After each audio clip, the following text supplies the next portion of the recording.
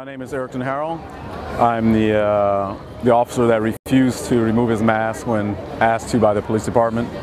I'm a 15-year veteran of the City of North Miami Beach Police Department, 4-year veteran of the military. I did 4 years in the Marines.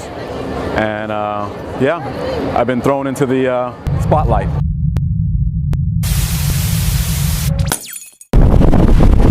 Just trying to exercise my First Amendment.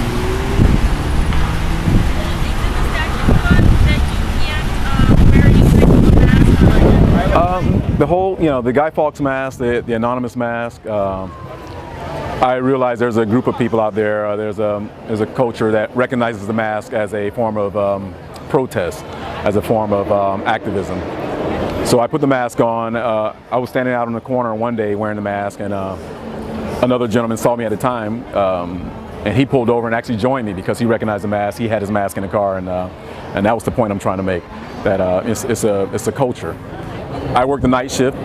I had just gotten off of work. I keep my mask in my truck and my cape in the truck and the flag and everything. So I decided to go out there that day. I put on my mask, put the cape on, grabbed the flag, stood on the side of the road, well off the roadway. I wasn't obstructing traffic anyway.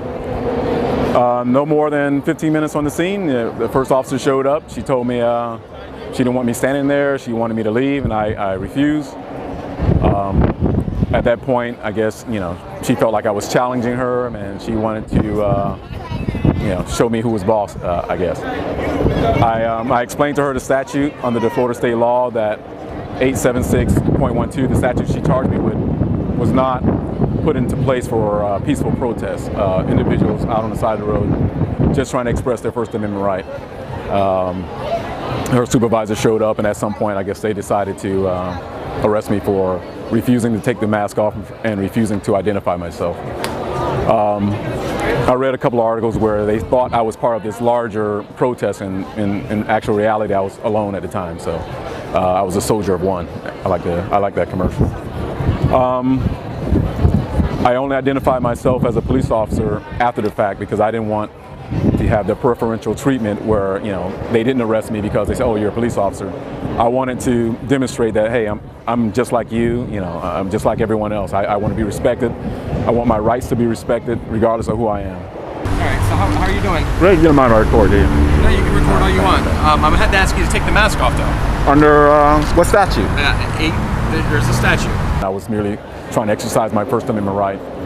The law was put into place back in maybe late 1950s to combat the Klan when they were more public and trying to intimidate a certain class of people, a race of people. And the courts ruled that that statute was too vague. So they amended it to add the 876.155, where it says a person is not guilty of that crime unless they have the intent to, intimidate someone. I was recording the encounter because I knew this might be something that I might want to record. I was recording, and the sergeant came on scene. I guess he didn't like the idea I was recording, and he snatched the camera out of my hand saying it might be a weapon. The two officers on scene, they obviously didn't think it was a weapon, and I'm currently on administrative leave, and I guess if I'm found guilty of committing this, wearing a mask in public, my agency can, I guess, up into including maybe termination, other disciplinary actions, but I guess the worst would be possible, termination. So. And what you were doing, would you do anything different? No. What I was doing, I still to this day feel like it doesn't affect. It's not, that law is not in place for peaceful protest. So I would definitely, I still want to do that. And since my awakening, I've realized there's much more of a greater issue at hand, and I try to express to them that for me, I have a daughter, I have children, and I don't have the luxury of not being involved. I think there's a greater risk at not being involved and not saying anything to our freedom and our way of life if we do nothing. We are the frontline defenders of to support and defend the Constitution. Our job is greater than just arresting people for petty crimes like marijuana.